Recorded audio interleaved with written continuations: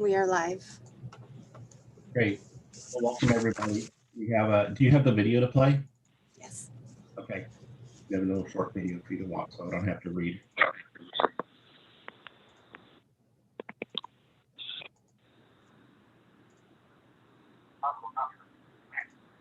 Due to COVID-19, this meeting will be conducted as a Zoom meeting pursuant to the provisions of the Governor's Executive Order N-2920, which suspends certain requirements of the Brown Act. This meeting is being live streamed on the CCTA website. The chair will call upon members, staff, and other speakers by name. Please speak clearly and state your name before giving comments or remarks. Persons participating via Zoom with their cameras enabled are reminded that their activities are visible to viewers. Members participating by Zoom wishing to speak should physically raise their hand and unmute their mic when called upon. Members should remute their mics when done speaking. Citizens participating by Zoom wishing to speak should use the raise hand feature or dial *9 if participating via phone, and the chair or staff will call upon them at the appropriate time. Citizens will have 3 minutes to speak. A 30-second warning will be provided. After 3 minutes, staff will lower their hand and mute their mic. Participants via phone will be called upon by the last 4 digits of their phone number. It is requested that public speakers state their names and organization, but providing such information is voluntary. Written public comments received in accordance with the COVID-19 Special Notice for Public Comment Guidelines are printed on the meeting agenda. If authors of the written correspondence would like to speak, they should raise their hand and the chair will call upon them at the appropriate time. All written correspondence received after that and during the meeting will be entered into the record. A roll call vote will be taken for all action items. Thank you for participating in a meeting of the Contra Costa Transportation Authority.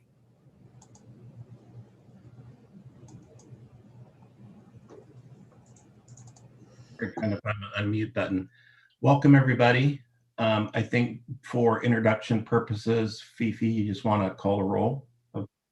Yes, I'll be calling you by first and last name. Please indicate your presence by stating here or present. This is going to be out of alphabetical order, so I apologize. Just hang with me. David Hudson. He's coming in now, Fifi. Okay. Teresa Geringer. Candace Anderson. Here. Charlie Anderson. Here. Chelsea Celez. I apologize if I mispronounced that. Corrine Dutra Roberts. Here. Debbie Toth. In here. Deborah Allen. I'm here.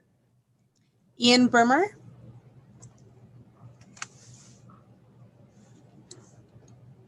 Ian Brimmer. Jeannie Creek. I'm here. John Cunningham. Here. Josh Sullivan. Here. Lori Byers. Lori is just my scheduler, so she won't be coming to the meeting. She just tries to get me to come. So thank you. I think I do that each meeting too. Nicole Howell. Here. Rick Ramasier. Bill Churchill is here for Rick.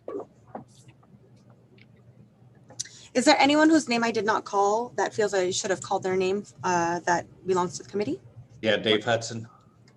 Gotcha. Thank you, Mr. Hudson. Mike Hirsch, AC Transit.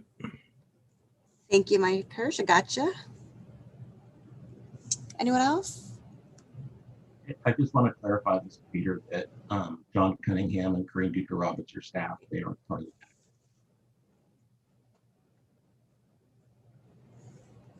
that. Okay. All right, thank you. It's now time for public comment. We did receive one written comment that Fifi will read into the record, but before she does that, do we have anybody else that wishes to provide public comment?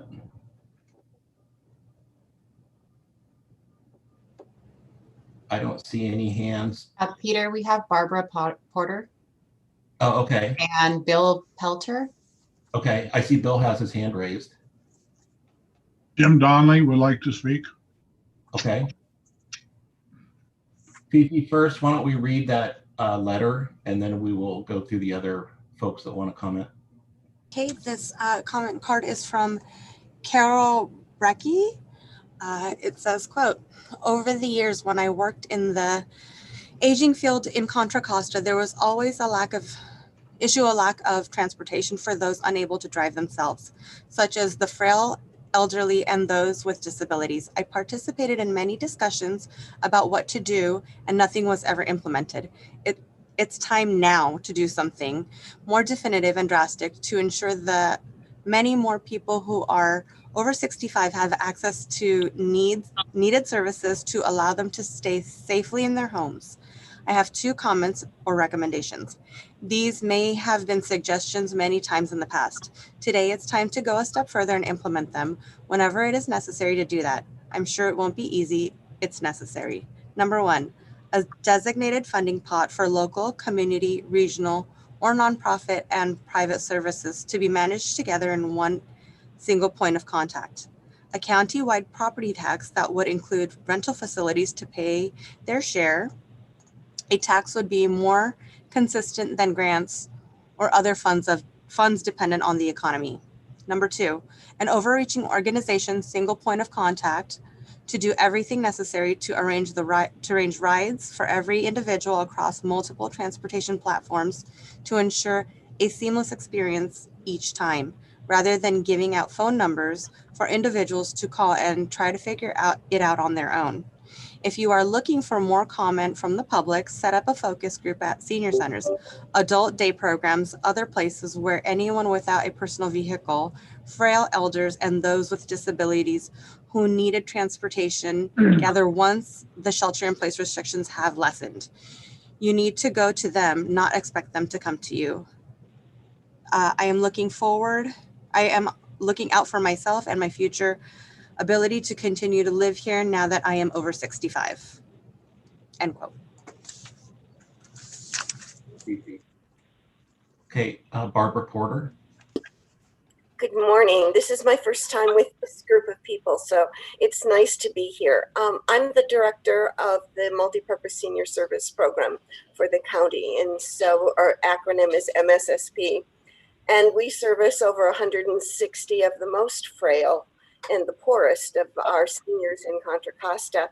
And so we cover the entire county. We are an intense case management program with social workers and nurses who go from Discovery Bay to Richmond and everywhere in between. My concern is that this population needs to be met is the consistency of not being abandoned in the process of being transported. I'll tell you just a quick little story. I know I have just a couple minutes, but one of our clients went on a paratransit trip going from Richmond to Kaiser in Walnut Creek, and she was dropped off and she had moderate dementia, didn't know where she was. She ended up being lost. So for hours and hours, people were looking for this woman and she didn't know where she was. So I don't know all of the dynamics that go on, but it's more than just getting from place to place for our population. It's also the service of making sure that people arrive safely and that they've got the backup and support of whoever is transporting them, that they're just not left and abandoned.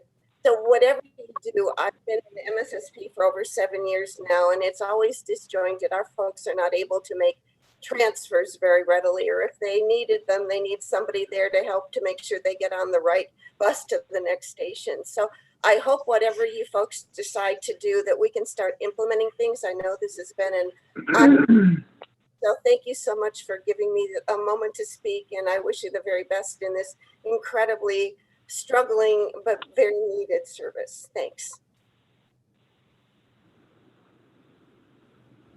Thank you. Mr. Pelter, you wanted to provide comment? Yep, thank you. I'm a West Contra Costa resident and formerly worked at an adult day program serving adults with intellectual and developmental disabilities.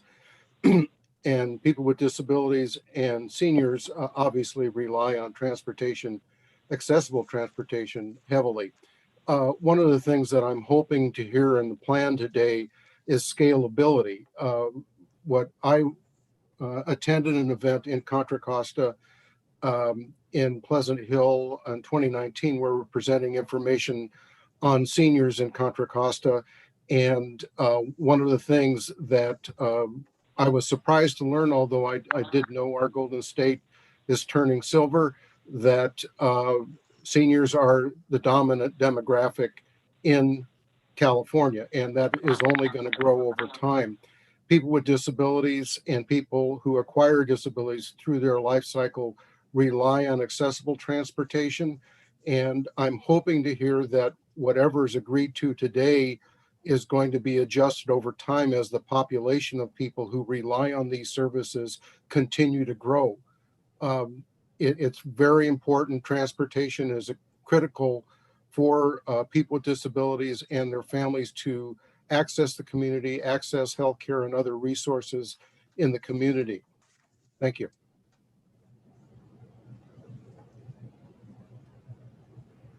Thank you. And Mr. Conley. Yeah, that's Donnelly. Donnelly, I'm sorry. Yeah, that's fine. Thank you for the opportunity to speak. My name is Jim Donnelly.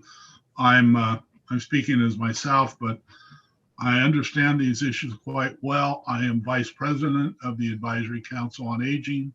I'm Chair of the County Connection Advisory Committee, and I'm also a volunteer driver for Mobility Matters. And I see what's happening. Our systems right now are completely broken. Again, even before the pandemic, we knew our paratransit system was very, very lacking. And the studies that have been done over the last 30 years have come basically to the same conclusions. We have 4 major transit systems that are disjointed. We have different people doing our paratransit that are disjointed. And to get from one part of the county to another is an incredible nightmare if you're depending on paratransit, and quite often as possible. So, we've done the studies, we've looked at the studies. It's way past time to start really doing things to make meaningful changes, not little brushstrokes, but really systematic changes to how we're handling transportation for our old people that can no longer drive. So thank you for the opportunity to speak. Thank you very much, Mr. Donnelly. Is there anybody else that wishes to speak during public comment? I don't see any hands. Peter, I'm sorry to interrupt. I think Roger had wanted to, but he's on mute. Oh, Roger, do you want to? Roger Okuna? Yeah, and he's on mute.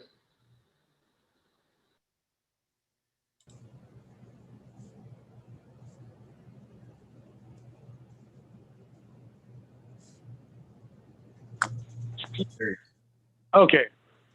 Can you hear me, guys? Yes. Okay. Hi, my name is Roger Okuna. I'm with the Independent Living Resources Center in Contra Costa County. And we do provide services for the disability community. And yeah, one of the things we really focused on or noticed over the years is transfer trips and the difficulties in doing transfer trips. And I wanted to put out the idea of a feasibility study on seamless trips from one drop-off point to another one. If there's any, what the feasibility of creating a system that would make transfer trips a lot seamless and more easier and safer for people needing to transfer from one region to another. Also, I wanted to mention that someone mentioned focus groups.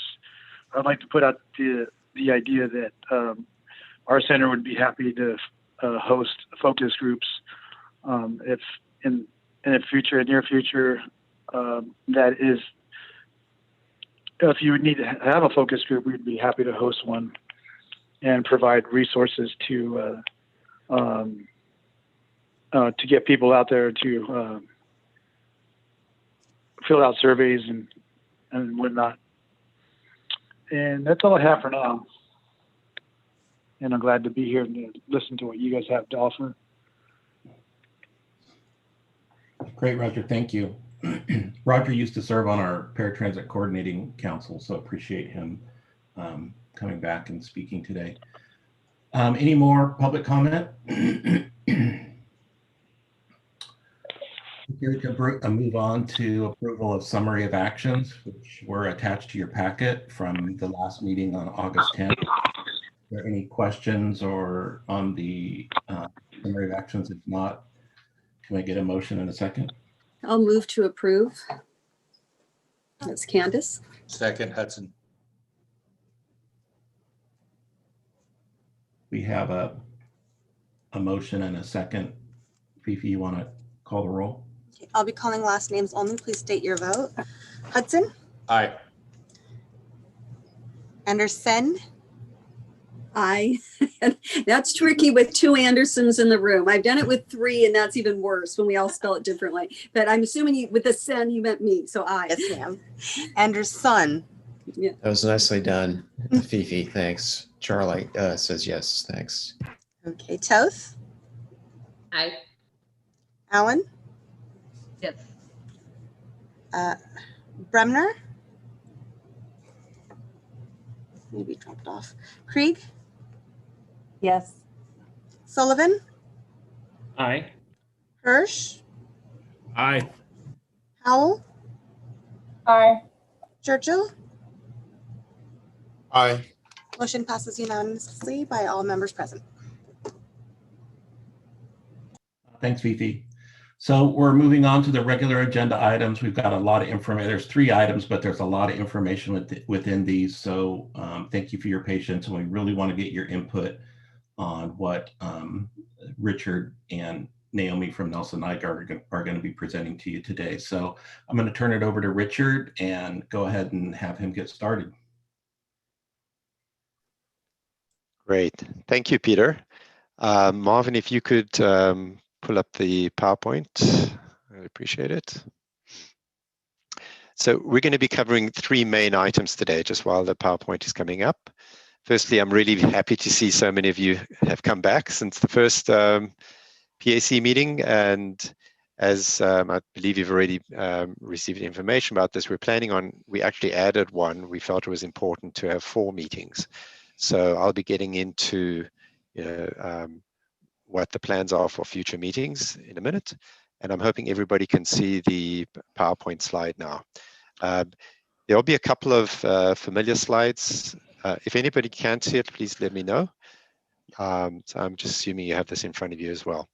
So a couple of the slides at the beginning will be familiar to you because we felt it was important just to remind you, to give you an overview of the public outreach that has been done. And Marvin, if you could go to the next slide, please. And next, please. So yeah, this slide should be familiar, but it's just to give you an overview. As we mentioned at the last meeting, we did a couple of meetings pre-COVID, but then very quickly had to adapt our outreach efforts to the current situation. Went full blast with surveys. We have over 1,000 surveys, which we were really pleased about. We tried using creative ways of reaching people, including 500 flyers that went out with meal deliveries, that we could reach people who wouldn't normally be in places where they could get the surveys. We've also, the focus groups have been mentioned a couple of times. We actually have conducted 5 focus groups. And there's been a variety. We met with Diablo Valley College students. We had one group that was Spanish speaking. I believe it was in San Pablo. I did one with Lighthouse for people with visual impairments. We did a couple of senior centers. So we've been pretty successful with the focus groups. There was some logistics involved in setting those up, but I've been surprised actually at how effective they've been, including some focus groups where there were people who said they'd never been on Zoom before, and there was very little cross-talking, and people gave substantive input. We do think that stakeholder interviews are particularly important because we've been able to get into much greater detail on some of the issues that we had heard about in the surveys and the focus groups. And I'll speak to that in 5 minutes or so.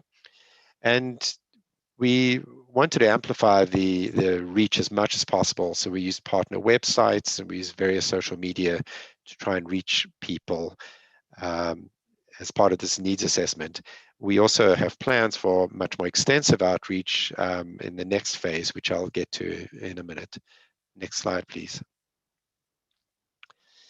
And there are a couple of people on this in this meeting who were at the TAC meeting, so these next few slides will be familiar to you. But since we didn't have this information in the first PAC meeting, I wanted to bring these to your attention. This is a very summarized version of what we presented before. We looked at the responses that we received by geographic area throughout the county. And what you see over here is we wanted to get a sense of not just how many were distributed in each city, but how many that are represented per 10,000 residents. So even though you'll see those numbers are relatively small, that's because it's per all residents, not just per the target populations.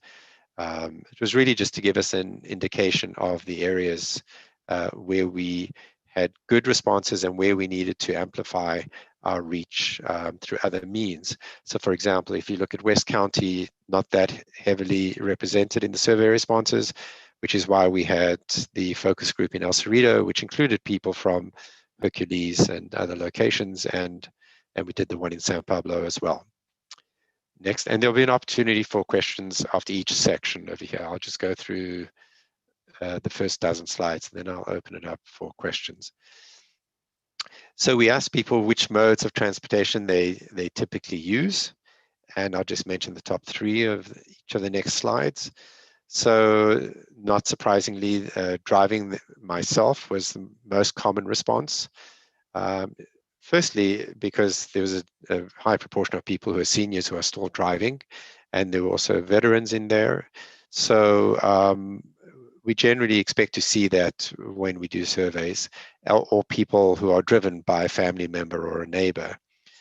So those are the top 2. And then next was BART usage. We asked people the usage pre-COVID, because we wanted to get a sense of what typical usage patterns are. And we use the focus groups as an opportunity to find out a bit more about how COVID has impacted people's mobility. And then walking and rolling was the next one. Next slide.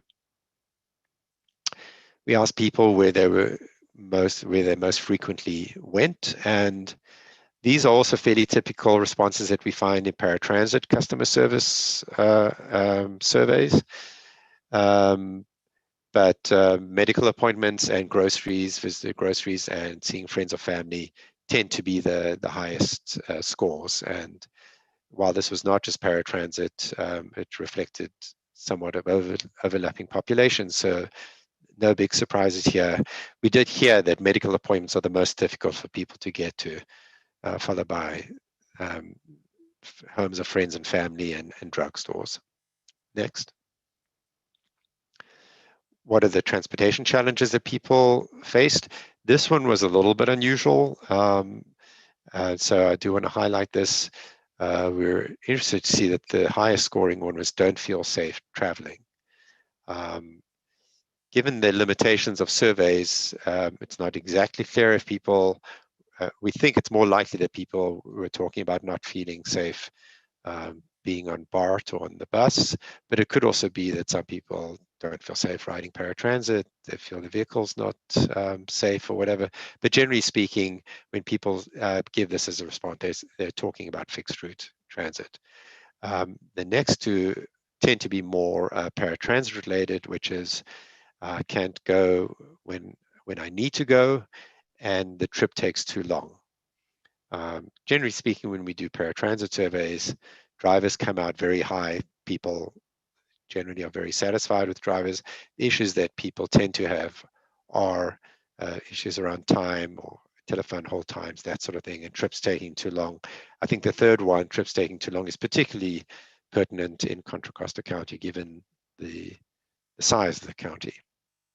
Next, please. Then we asked people what services they need, where they saw the gaps as being greatest. Having more, they would like to do more frequent trips and trips at different times of the week, like evenings and weekends. Out of area medical trips, again, this is not necessarily one that comes up as one of the highest when we usually do these. So I think it's worth noting that this is an issue in Contra Costa County. And same day trips is always a perennial issue, given that the ADA doesn't require it. And many of these folks do use paratransit. So, just having that spontaneity and flexibility is always an issue for the populations that we were talking to. Next slide, please. Before I go on to the focus groups, are there any questions about any of that? I went through that fairly quickly because some of you have heard some of that. And of course, all of this will be presented in more detail, but are there any questions that people have? So I don't have questions, I have comments, and I'm assuming we'll have an opportunity at the end of it. Yes. Debbie, if you have a short comment, I think it would be good to offer it now. We won't necessarily dwell on it, but it'd be helpful to get it now because there's so much material. I'd hate you to forget it. Not that I'm assuming you would, but. I appreciate that. I would hate to forget it too, which is why I'm furiously taking notes. So I heard furious, and I hope your sentence is going to be completed without that. Yes, go ahead. So there were a lot of things that really came up for me while you were going through all of that. I would say the primary thing that what you have covered in that section says is that paratransit is not the answer, the sole source answer to accessible transportation. It is one tiny piece in what should be a continuum of services that meet the needs of the riders. And clearly paratransit does not. And I'm not saying that it's intended to or that they're not meeting ADA requirements. I'm saying the ADA requirements don't define meeting the need of all the people who need it, as we're seeing, as is evidenced by the trip times, which aren't controlled by ADA, as is evidenced by these transfer trips, as is evidenced by excessive trip length. All of that stuff, needs to be addressed in different ways. And I think that all your findings there really point to that. I think that the survey results, the fact that 41%, I think I got that correct, are driving right now, doesn't really allow us to address what the needs are in the population who need additional level of driver services. And then I also wonder, oftentimes we don't think about what we don't know about. So did we ask people about what their vision for a transportation system would look like? Because I think some people don't even know paratransit exists. So I wonder if we captured that in some way. And thank you. I will stop now. Great, thanks. Well, let me just speak to your last issue, which is that, asking people about a vision in a survey is a difficult thing. But what we did do is ask people if they had suggestions and recommended strategies, and that will be true for each of the items that I'm going to talk about. I haven't dwelt on that yet because that is going to be very much a part of the next phase. But yes, so we got some very good input through all these different sources, and I don't think anybody would disagree with you. ADA paratransit is an amazing service. The ADA is amazing that it happened. It moved things forward tremendously for many people who never had service before, and for a variety of reasons. And it was meant to be just a safety net service. It does not meet the needs of all people with disabilities, and it was never intended to. So no argument there at all. Thank you for your comment. Does anybody else want to another comment? Yes. Hi, Josh. Hi. So in regards to the heat map that you displayed earlier that showed where in the county survey respondents come back from, I know that you did it based on general population. Was there any consideration towards actual usage of services compared to survey responses within that same regional outlook, like a cross heat map that shows, did we get an under response in certain areas? Like I was seeing East County, and it was pretty bright on that heat map compared to known levels of usage. Yeah, I mean, levels of usage is a really difficult thing to measure when we're talking about a whole variety of modes. So I'm not sure how we would measure that. But I think your point is well taken, though, about taking that into account. But being able to quantify that and do that overlay was not something we could do for technical reasons, if you will. And then going back, I know that you made a logical jump to safety being safe, perception of safety on fixed route transportation. Similarly, when we, on that same survey response, was there anything linking some of the disjointedness of existing systems to the need for equity and policy and potentially having a wraparound? Is there any logical linkage towards that? Let me just say, and I should have said this at the beginning, that Naomi and Marvin, who are on this call as well, should feel free to chime in on any of these questions, especially since Marvin in particular was, more familiar with the survey data and stuff like that. So with that in mind, could you repeat the question? If you could just say it a bit more succinctly in terms of an equity analysis, were you talking about? Or so if we go back to the concerns, and I don't know if we could switch into going back a couple slides. So there was a logical jump that one of the I don't feel safe traveling was we made that jump to, okay, well, that means that people aren't feeling safe on fixed route, because that's a common response that you get. Likewise, when we talk about I can't go to where it's needed, trips take too long, I can't get to all basically 2, 3, 4, and potentially even 6. I can't afford transportation. Was there any linkage in the survey responses to just how disjointed the transportation system is? And that policies, a lot of times, and when I used to serve on Paratransit Coordinating Council with Debbie and others, the disjointedness of the systems were often the frustrations that we would hear from the community. As with the story from our community member earlier, a person was left kind of hanging, not knowing how to connect back to the system that's transporting her. Let me just say that the issue that you're raising about the disjointedness, if you will, is prevalent in every medium that we've used to try and solicit input. So no question there. People talked about the wait times, to transfer between modes and all that sort of thing. So that absolutely was part of the survey response.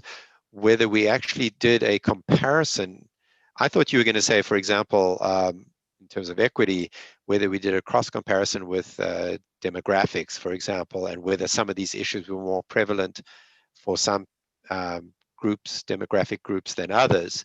As far as I know, we did not do that, but it seems like that is a good idea. If either Marvin or Naomi want to respond to that. And you hit on my question 3. That was it. So thank you. Great. Thanks. This is Naomi, and I want to say that where people had the opportunity to provide a narrative, such as in the other section of the survey or on a web form or other things like that, or in the focus groups, we definitely did hear the disjointed comment. And we took particular care in the focus groups to dig into the safety question so that we could determine, because in my experience, it usually falls between either sort of a logistical safety concern or a crime safety concern. So, and that's just very general, but we wanted to sort of dig into that. And we did hear a lot from people about concerns about crime on BART, or maybe not having their Lyft or Uber driver be vetted as well as they would like. We didn't hear as much of the logistical safety, but it did seem to tie into some of the, as Richard was saying, sort of typical safety concerns that we hear, actually from the population at large in many ways. We are trying to see where we can insert some equity analysis throughout this report.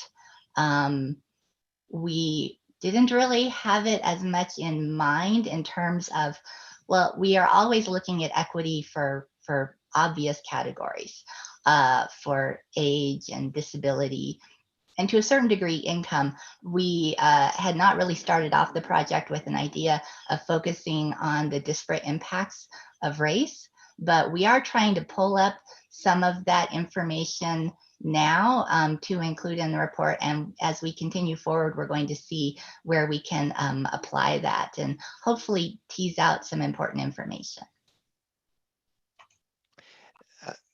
Thank you. Maybe Debbie, one last comment, and then we'll move on, and everyone will have an opportunity later. If a quick comment. Yeah, so I just wanted to say in terms of disability, what we often don't address, don't talk about, and don't include is dementia. As Dr. Barbara Porter brought up in her public comment today, that somebody with dementia gets left in a parking lot and they have no idea where they are. When we ask questions about safety, we're not asking the caregiver about the safety of the person that they care for with dementia. And so there's a blind spot there I just wanted to elevate, and that's all. Thank you. Thanks. Richard, okay. Yes. Before you move on, I just wonder if, because the survey was done, during COVID and shelter in place, if some people could have interpreted safety in the health, the cleanliness of the buses and safety regarding COVID versus, criminal activity or something like that. It's possible. And again, as you know, when you're designing a survey, you're always trying to strike a balance between digging deeper and keeping it short so that you get a good response rate. So that is somewhat open to interpretation. And yeah, we can't say definitively what that is. So thanks for raising that. I should also mention that when I have gallery view on, I can't see other people's hands up. So if there are people after the next round, if there are people who I'm not seeing, please let me know. Let's go back to the slides where we left off. Okay, so as I mentioned, we did do 5 focus groups, and we asked people, that was an opportunity to get into some of these issues around COVID. A lot of people who use BART or Lyft or Uber said they were not using these services. I should just mention that these are obviously high level. This is a summary, and there's going to be a lot more detail in the report itself. As you probably know, fixed route transit generally, I don't know if it's exclusively or generally speaking, requires backdoor boarding. And this is a particular challenge for people with disabilities and seniors. Even places that we heard in the focus groups from folks who were using mobility devices that they weren't allowed to get on in a place that was reserved for that. This is obviously subjective, but it highlighted that there's a lot of challenges associated with the pandemic and transportation. Lyft and Uber is expensive, especially since pooling is no longer allowed during the pandemic. At the time of the focus group, paratransit services were often limited to shopping trips. I believe there may have been an expansion in these, and those who are on this call from those agencies can clarify if that's still the case, if there are only medical and shopping trips that are allowed. Some places have expanded beyond those, but many haven't. And then on fixed routes, bus tracking apps are not accurate, like Next Bus, especially because buses may skip stops if they've got too many people on board and they think that it's going to challenge the capacity constraints that are allowed because of social distancing. They won't stop. And so that affects the schedule adherence. So we're in extraordinary times in terms of bus predictability is the point over here. Next slide, please. And there'll be a couple more from the focus groups. This is the issue I think that Josh was raising earlier on, that services are fragmented, too many transfers, BART feels unsafe and unclean. I will say, especially since I know there are representatives from BART on this, I also heard in focus groups people expressing their very positive responses to what the experiences have been on BART. And, with the caveat that maybe because they're less pressured, they're able to be much more customer friendly. But I absolutely heard from people that they felt good about their BART experiences. So we may want to tweak this one, and in the report it will be more fleshed out. People used BART to go to regular or familiar places, whereas paratransit, because people were dependent on it for a wider variety of trips, they used it for a whole range of trip purposes. Dog shaming was a new term for me, but as you can imagine, what it means is people who have service dogs had a lot of negative experiences with Lyft and Uber drivers. Even though it's illegal, they would deny them trips or they would complain about their dogs. And when a woman brought this up in my focus group with Lighthouse, I asked if this was true for anybody else, and everybody who used a service dog said they had the same experience. So it seems pretty ubiquitous. Next slide, please.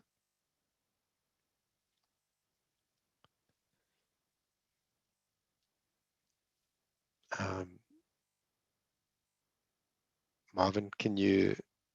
Okay, thank you. Announcements on buses and BART are lacking, or they don't work consistently, or they're not loud enough. It can be difficult to communicate with Uber and Lyft drivers, so taking transit for some people does feel like a better option. People said they would like better access to information about non-driving options for those who aren't able to drive. There was a real need to have easier access to information. Bus experience is very much dependent on the specific drivers. I heard many reports of positive experiences with bus drivers, but everyone said there were a few bad apples, as they called them. And there was a need at the time, again, this may have changed, but to expand the options for paratransit trips, and lack of buses at lack of benches at bus stops.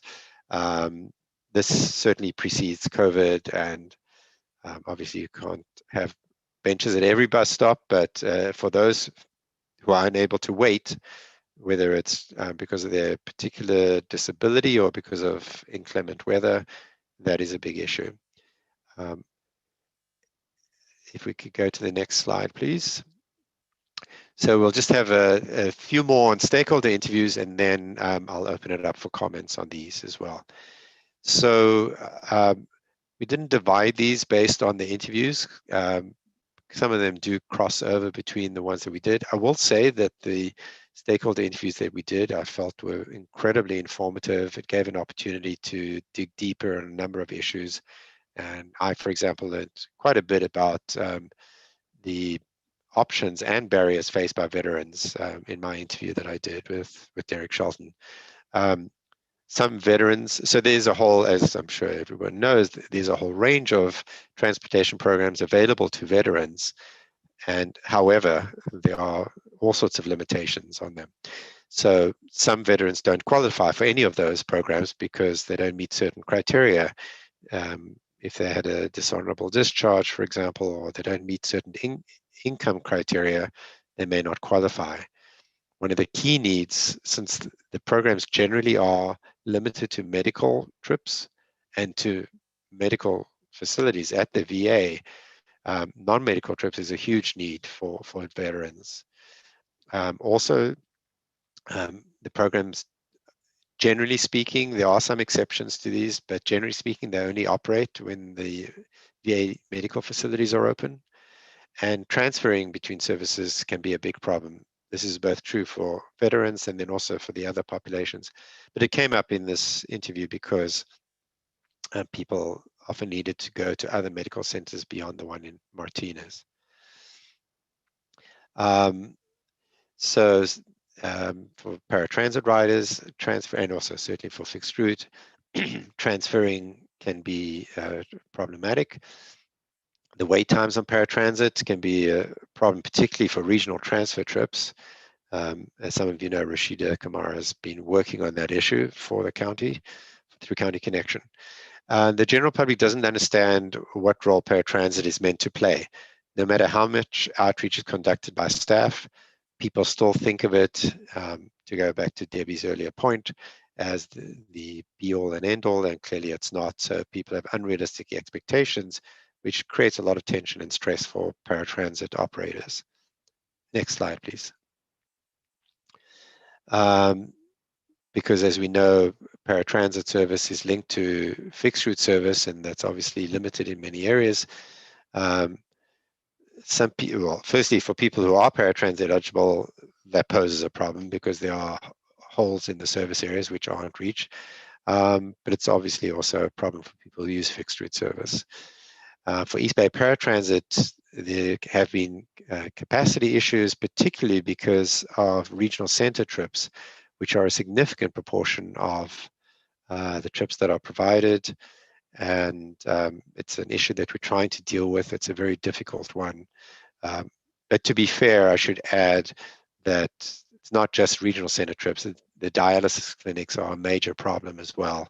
And there's no cost contribution from the dialysis clinics, even though they're totally dependent on paratransit getting their clients or their patients to the clinics on time. So that's a whole other issue. Office of Emergency Services, spoke to them. They need to be strongly tied to local transportation and social service providers. Generally speaking, they've got good connections with the transit agencies. More of an issue is with the private and non-profit providers. There's problems for wheelchair users from East County. They're often, and we heard from one of our informants that people often have major delays in access to programs by months because of lack of transportation. And then long ride times, as has been mentioned before, is a problem for paratransit riders. It could be for a variety of reasons, including people who have seizures or people who need to go to the bathroom and can't be kept on the vehicle for an hour and a half, for example. Next slide, please. I believe somebody's waiting to enter the waiting room. Yeah, so before we go into public engagement,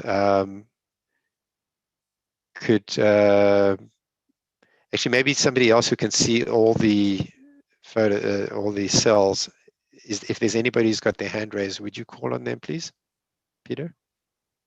Yeah, I'm looking. I don't see anybody except Debbie Toth. Although before we go to Debbie, I thought Jeannie made a motion like she was raising her hand, but I don't see her on our camera now. So there she Jeannie, is. did you have a comment that you wanted to make earlier? I was curious when he said paratransit trips were being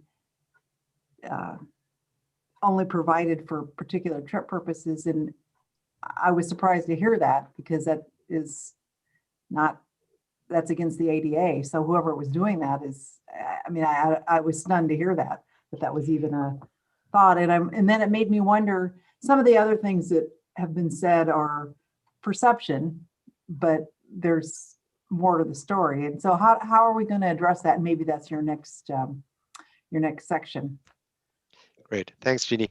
In terms of your first point, there were many paratransit programs in the Bay Area in the early months of COVID that limited their service by trip purpose. You know, there was a caveat because of the context of COVID, and I don't know the legalities of this, but many programs actually did that. And knowing that the FTA would look differently on this situation in the context of COVID, there has been an expansion, as I mentioned, but it's good to know that Tri-Delta apparently didn't do that. But that surprises me. I wouldn't even have thought that was an option. But yeah, apparently I missed that meeting. Okay, well, we're beyond that now, so it's not an option anymore. So, yeah, just to respond to your second thing, Jeannie, and obviously, for those of us who've been in this business for all these years, perception is obviously like a challenging item, and anything that is raised like that, we will figure out a context to emphasize that this is people's perception, and really emphasize the point that people often have unrealistic expectations because they don't understand what the ADA actually requires. If there's something beyond that that you think would not be addressed by that response, please, if you have something in mind now, let me know. But if we basically emphasize the subjectivity of these comments and the maybe lack of understanding of ADA requirements. Is there anything else you'd want us to say? Well, I think it was Debbie, but somebody said it would be really nice to have people describe what they would envision as the perfect transportation system. And money, service, nothing is off the table. And then layer reality of regulations and money over that and see where we are. It'd be really interesting when I'm listening to these comments and I'm thinking, what would you, how can we make it better? What can we do? What's your vision of how we can make that better or perfect in your eyes? Okay, thanks. Yeah, I mean, as I said, we do have a whole raft of recommendations.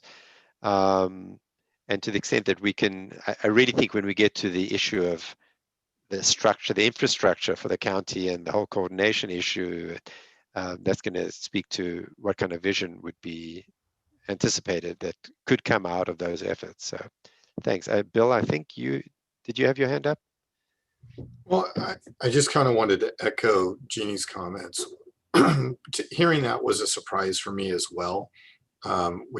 I guess we just never would have thought of limiting purpose types. In fact, we went the other direction, and I think we did this together with Tri-Delta. We worked to find ways to expand service types and what we could do through the paratransit program, such as delivering food and meals to individuals that needed it, as well as school districts. So we kind of went the other way. It never would have occurred to us to try to limit purpose types or trip types. So I think it's important just since the question was raised and asked, I wanted to make sure you were aware of our thoughts on it as well. Great. That's actually very helpful to know because, as I say, since I know this has happened in other counties, it didn't surprise me to see those comments. But now hearing from the two of you that has not, in fact, been the case, Avia and maybe Charlie can weigh in as well about West County. I am surprised that people made those comments. Well, it could have been, somebody's relative who lives in Santa Clara County or something who only can go shopping, said it to their relative that lives in Contra Costa County. And so it just becomes the truth when the person living in Contra Costa County doesn't know that for a fact. They're just taking the word of somebody that lives somewhere else. Yeah, I think we heard it more than once. Naomi, and Naomi, you can also speak to the fact that other programs have, and maybe we'll just go through this quickly, just in the interest of time, but do you want to speak to that? Well, what I heard on the regional paratransit calls, which I know some of you have been on, is that some programs were encouraging people or asking people about sort of the essentialness of their trips or just making sure that where they were going was open. And I've heard from another county, another provider, that some riders were actually sort of making statements that they assume to be true, sort of to push their own agenda for the type of service they want.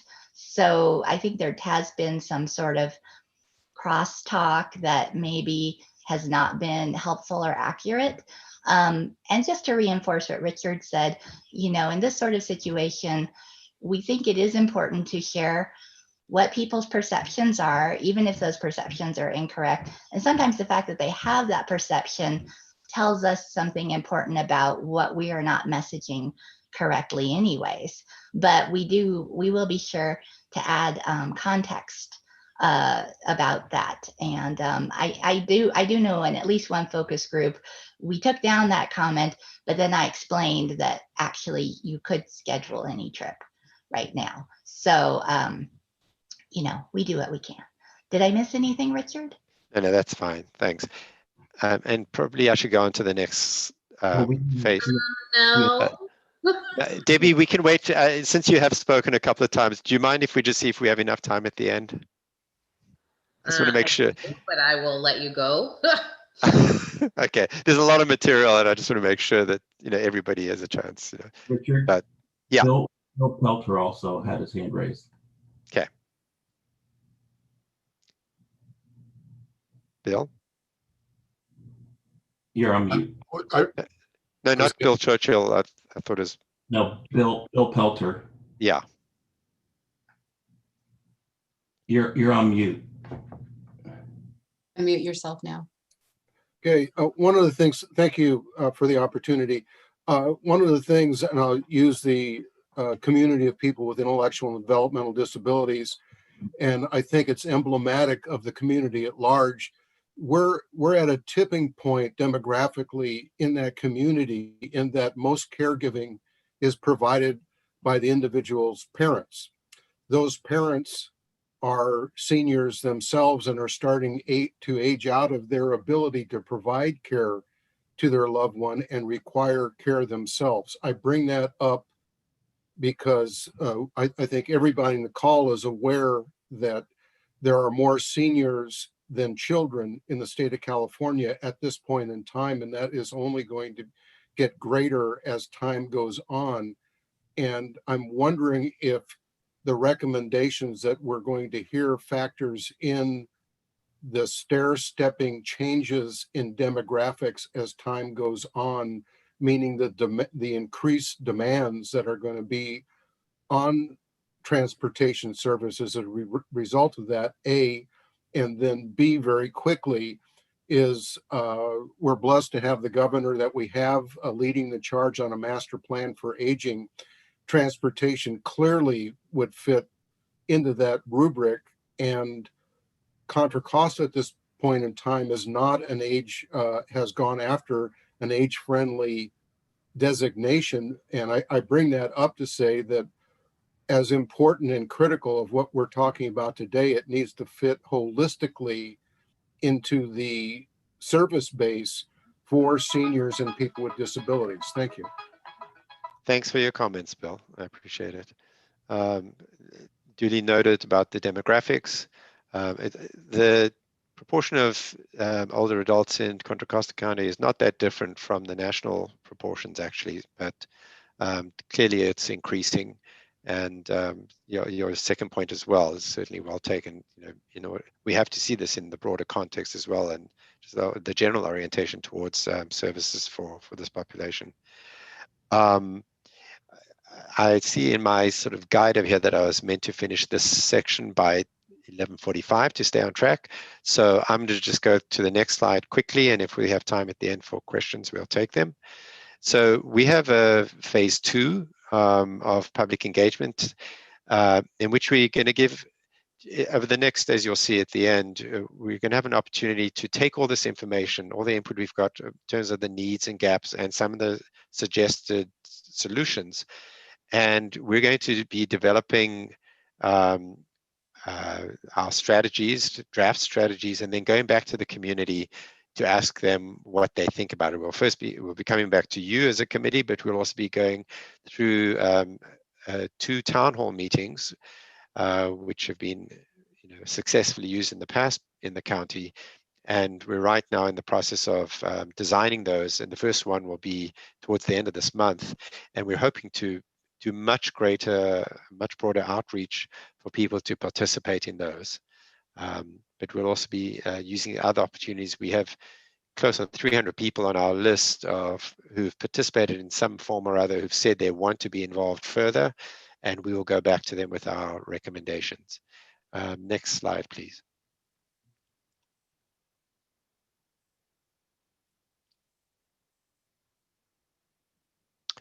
And I'm going to hand it over to Naomi now to talk about the coordination and organization structures. Thank you. Okay, so as Richard noted, we are short on time, but we think this is an important, obviously, one of the most important topics that we're trying to discuss. Something I have said right from the start is that this is an ambitious project. There are built-in challenges because of the variety of providers and the breadth of the county, and there is not an easy ABC course of action or solution.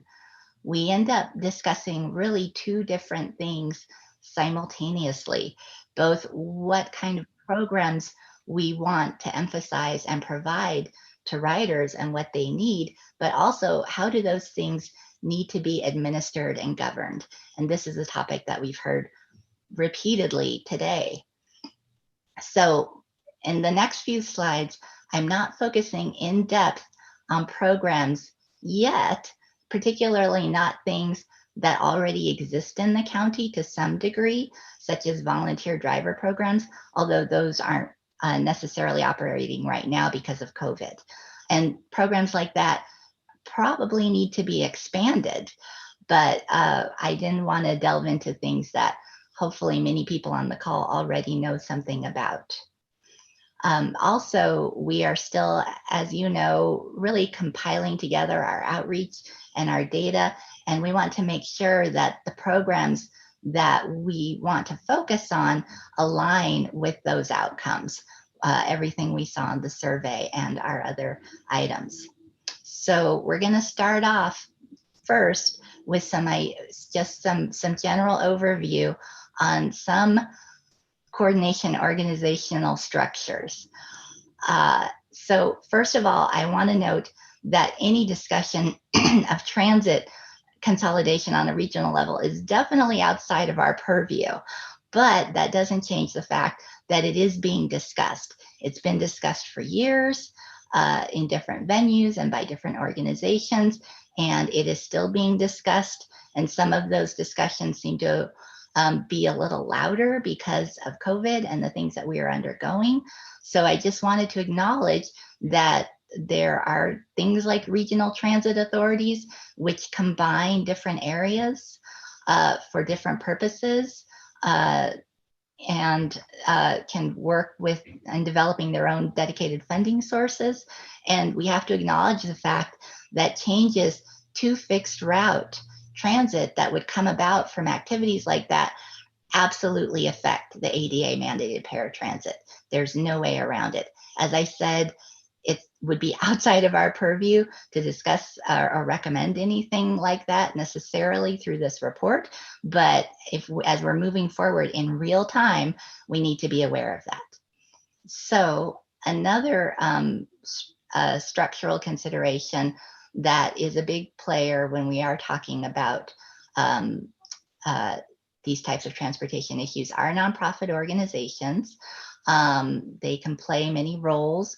They can receive funding sources that some public sector organizations can't, such as donations and foundation funding. There are some, they also have access to FTA 5310 and some different types of group funding. And we know that these types of organizations are already providing travel training, information and referral, and other things, volunteer driver programs. And they do seem to fit well into providing those types of services on a broader base.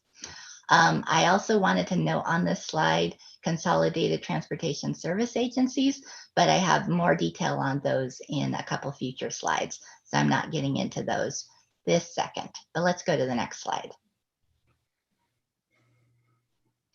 Sorry, Naomi, I just wanted to say you do have a bit more time because we've shortened the evaluation matrix piece, so don't feel pressure to finish yours in the time that we had. All right, well, I'll be looking to you to help me with the discussion management and time there, okay? Sure, okay, good. So one call, one click. Well, in terms of structures, I wanted to make sure and touch on a mobility management center, which is also referred to as one call, one click, or information and referral. We hear lots of different names and labels here. And the idea is to connect people with all of the available transportation services in the area. And they occur at different levels. We heard earlier a mention of giving people phone numbers, and then they still have to figure out their own services, and that might not be sufficient. There's higher levels where better connectivity. Maybe somebody calls in and they get a warm handoff to the other service that they're being referred to, or maybe there's a more connected service that not only tells people about the transportation service that will be a better fit for them, but actually helps them register for that service and schedule the trip. So these types of centers and activities have been studied and discussed and recommended in multiple places in multiple ways, but it is still out there. And again, it often comes down to what do we want to prioritize and what do we need. So we also there are also a number of strategies that people implement to improve or to supplement the ADA mandated paratransit service, because we have heard about the limitations of that today and previously. So we know that same-day trip programs are a big desire, including wheelchair accessible service. There's a big desire often to improve connectivity or eliminate transfer trips. As Richard mentioned, we've heard of a one-seat ride type of pilot that's being discussed.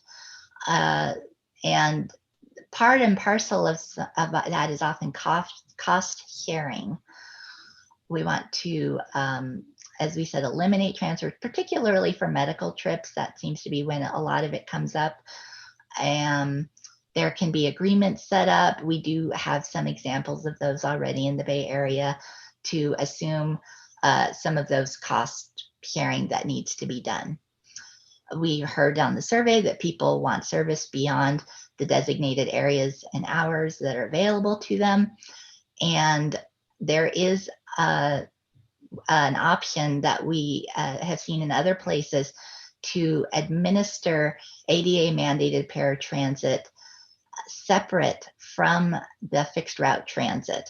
So in Los Angeles, the access system is administered by the Los Angeles County CTSA, and that provides a paratransit that is linked to really all of the fixed route, 45 public fixed route operators, which made me feel a little bit better about the numbers we have up here. So next slide. So a little more on CTSAs, because that comes up an awful lot, and I just mentioned one. So what is a CTSA? A CTSA is a designation. So it is not automatically, just by the name, a structured or organization, but is a designation that is provided for under California's TDA Act to promote service coordination. And this goes way back, I think, into the 70s. And it promotes the consolidation of social service transportation services in procurement, training, dispatch, maintenance, and administration. It is intended, I believe, to encourage these things. It does not require necessarily all of those components. So our local planning organization, the Metropolitan Transportation Commission, is the one that can designate an agency as a CTSA through their resolution 4097. And the designee can be an existing agency, a new agency, for instance, formed by joint powers, or a nonprofit organization. It can be countywide or by a smaller area. And it can give preferential access to certain funds like 5310, and I believe Lifeline. It, as CTSA, can apply for up to 5% of a local jurisdiction's TDA funds. And those TDA funds generally go, for the most part, to fixed route transit currently. So next slide.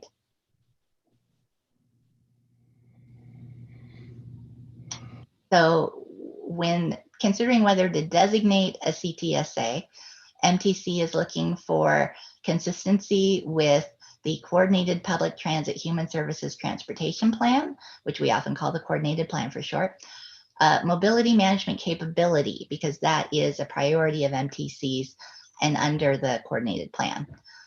They are looking for past designations and performance, the scale of the geography. Was there a stakeholder involved process in determining that applicant? And does that organization have institutional relationships and support, financial and in-kind, and evidence of coordination efforts with public and private transportation, and human service providers. So that's my sort of initial overview now. I know that's a lot of information on organization structures. As I said, it's a very large topic, but we are interested in your comments at this time.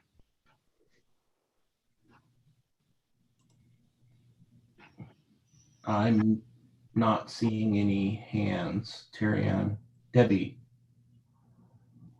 Because we're co-hosts, we don't have the option to raise our hand, or at least I can't figure it out. So I don't know if you're missing, like you're only seeing part of the screen, so you're not seeing people raise their hands. I'm not sure. I just wanted to point that out. I have been trying to figure that out and haven't.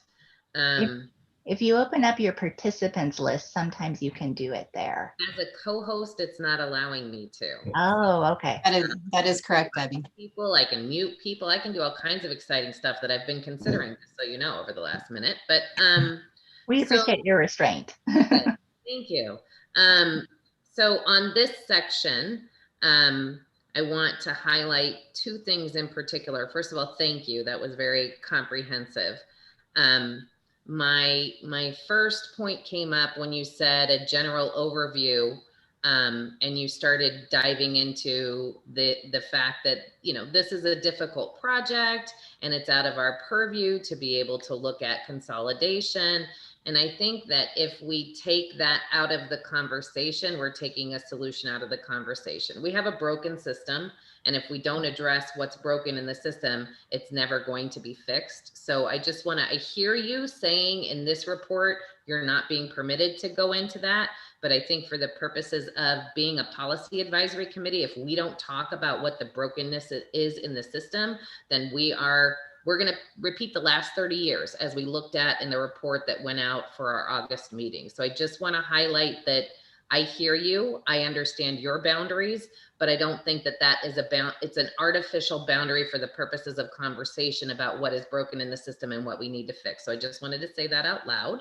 I also want to note when you were covering the CTSA piece, which I think is very important for us to look at, and that's an elephant in the room because we went through a process with this, and you know, County Connection was kind enough to pick up a torch of trying to continue moving this process forward, and there were some hiccups along the road in that, but I think the intention has never left to try and be better about having that CTSA type role that has that consolidated and hits all the points that you mentioned, the procurement, the training, the dispatch, the administration, all of those things.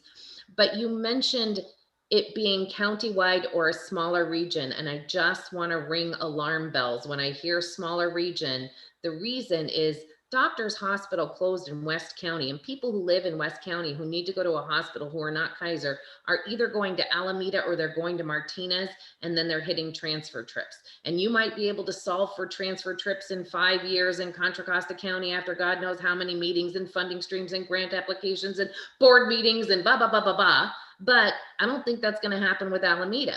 And the trend right now is to close hospitals. And I think we're all at risk of seeing more closures in those hospitals. So to the extent that you bring up smaller, I would beg you not to. And that's it for this section. I still have comments on the previous section if there's time.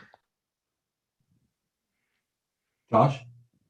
Just had a really quick question in regards to maybe adding in a little bit of environmental scanning for the current state of what options are out there. You know, I put it wearing the hat of the health department right now, the lens of some of the work that we're doing.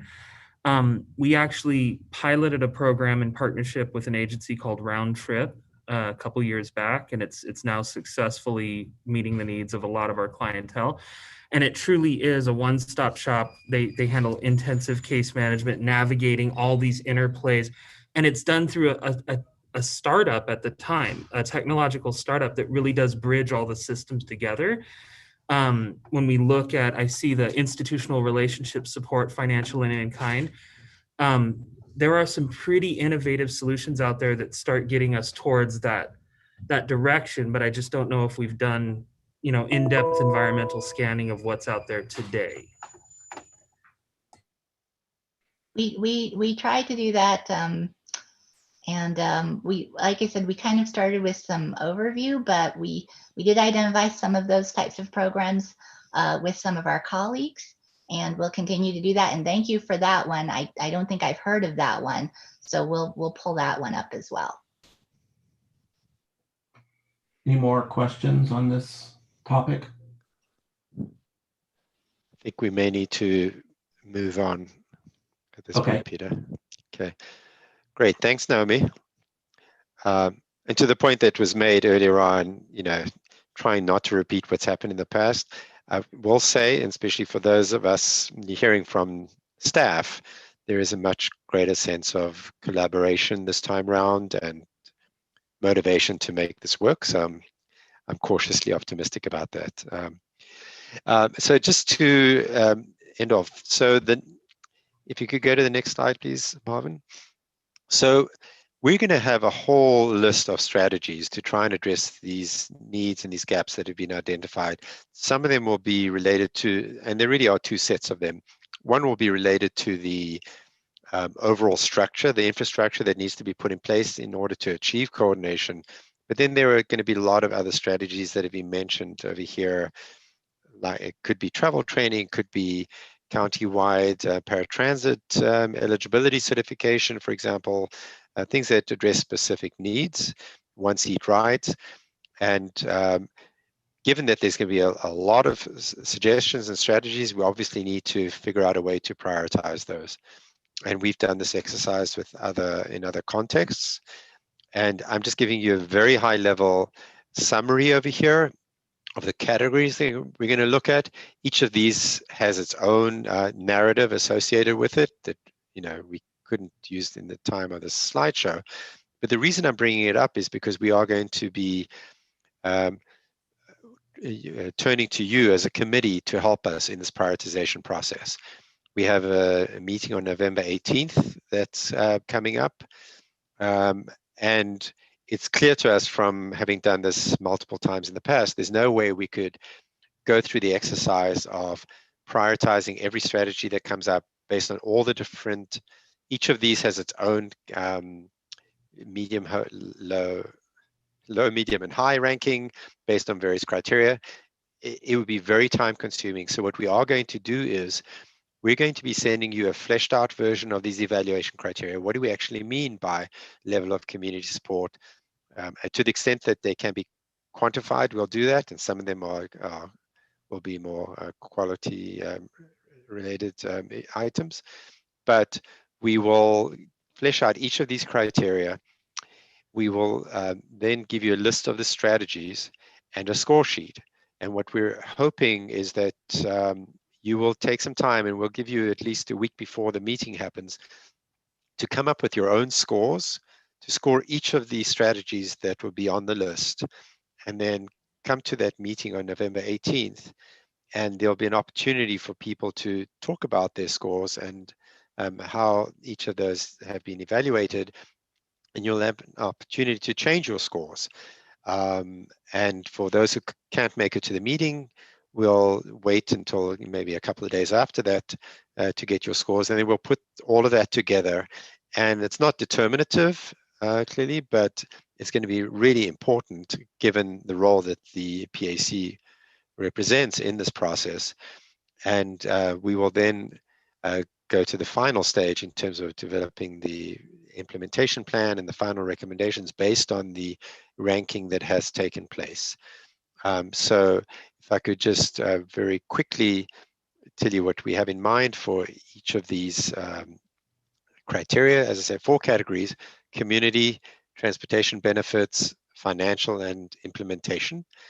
Under community, there'll be level of community support. Does it serve the greatest need? Does it serve diverse needs within the community? So look at different populations within the community. And will it be accepted by the target population? And I don't know if that's one of the others, but this is something, the last time I did this, one of the inputs I got was not only accepted, but will it be used by people? So transportation benefits, the number of beneficiaries, the number of problems solved, and are the solutions measurable? Under the financial category, the overall cost, And then an important one would be cost per beneficiary, because clearly some strategies will be very expensive, but if they benefit a lot of people, then that would get a higher ranking. So we have to take the cost per beneficiary into account, funding availability and sustainability, and then finally implementation. Is this feasible to implement? Can it be staged? And does it lend itself to coordination? So as I say, we'll be sending out those packets at least a week before the meeting, but we want to sort of plant the seeds now so that you'll know what to expect and what was intended over here. Are there any questions on this approach that we're going to be using for evaluating and ranking the strategies? And Peter, if you could call on people if anybody does have their hand up. Josh. Very quickly, is there any, in the evaluation and ranking of the strategy, is there any opportunity to have community members have a handprint on that and help with the evaluation and ranking of the strategies? We've absolutely thought about that. And what we're planning on doing, given how unwieldy this process can be, what we are going to do is we're going to be bringing this to the town hall, what our rankings are, and using that as an opportunity to get feedback on things. And things absolutely can change as a result of that feedback. But for a variety of reasons, we don't think it's practical to go through, whatever, a dozen or more different criteria and have folks do this particular exercise. But we are going to have the opportunity. That's why I said it's not determinative what the PAC's rankings are. It's going to be significant, but we absolutely want to hear from the community what they think about these rankings as well. It is difficult, I will say, Josh, as someone who's very committed to democratic processes, it is hard to get input on some of the strategies that are complex and technical. And I know that's often used as an excuse to not do this, but I think that's really true for many of the strategies that we're going to talk about, for people to fully understand the trade-offs that are involved. Just on a very micro level, having a one-seat ride is a really important value for people. So they don't have to transfer and all the inconveniences that are associated with it. What people may not necessarily understand is, what does that mean in terms of the productivity then, and the additional capacity for vehicles that would be required in order to achieve one-seat rides? That's a hard thing to explain, and I'm talking about the smallest strategy on this list, possibly, just to convey the complexities of the trade-offs. To the extent that we can explain each of the trade-offs, we will. And just, Richard, again, I completely hear where you're coming from, but I really do see the importance, the value, and the need to have the community handprint, our community's handprint on this baked in as early as possible. And having been on several of decision-making councils where we're looking at these complex issues, I wouldn't want to necessarily undercut the community and their ability to understand that. So I don't know if this is a suggestion that can come directly from this body, but it's one that I would really like to formally put in there, that as early on as we can bake the community handprint on this, the better, because it really will go in directions that, again, you're talking about the one-seat ride. I've been an advocate within the transportation system for quite a lot, quite a few years in my adult life. And I fully recognize that my perspective will never be as full as the individual that would benefit or be hindered by that system change. So again, I just really, from the bottom of my heart, I hope we can make that a formal suggestion as part of this committee. Yeah, thank you, Josh, for saying that. And I don't know if I can mention that we are talking about huge outreach, the mechanism we're going to use for the town hall meeting. And I have an email that I sent to you last week that if you are willing to set up an interview, I would love to actually get your input on the design of that to try and meet the goal that you're stating, which I think everyone on the team shares your commitment to that. And if we can talk through some practical way of making that happen, I'd be happy to do that. So thank you for your suggestion. And let's have that conversation early next week. Great. Okay.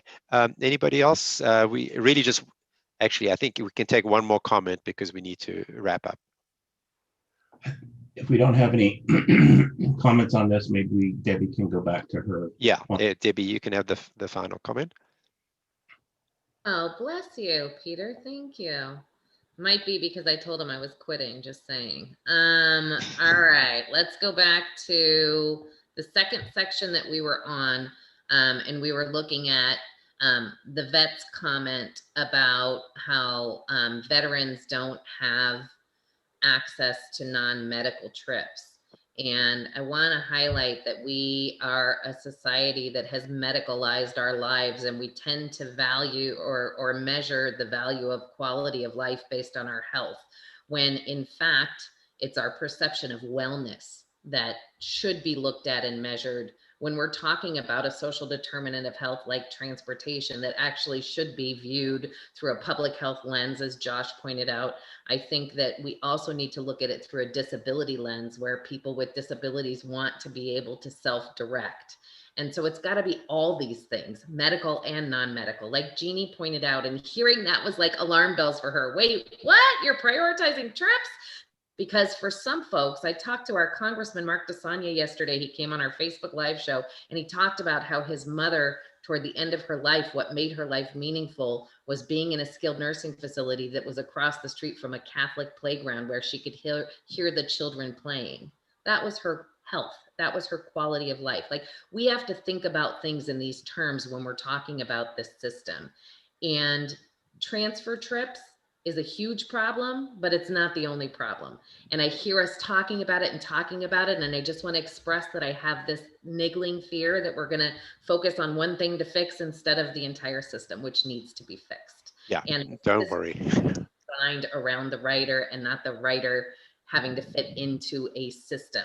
And so I thank you for the opportunity to speak on this. And finally, the fact that fixed route transit is tied to paratransit is not a paratransit provider's design, it's the ADA design. And it forces advocates to go to every single public meeting when funds are cut and fixed routes have to be cut. And so people who utilize the service have to show up and fight for it to try and prevent that fixed route from being cut so their paratransit's not cut. But commuters don't have to go in and fight around things like this. So I think I just want to elevate all these things in this context, and thank you for the opportunity. Great, thanks, Debbie.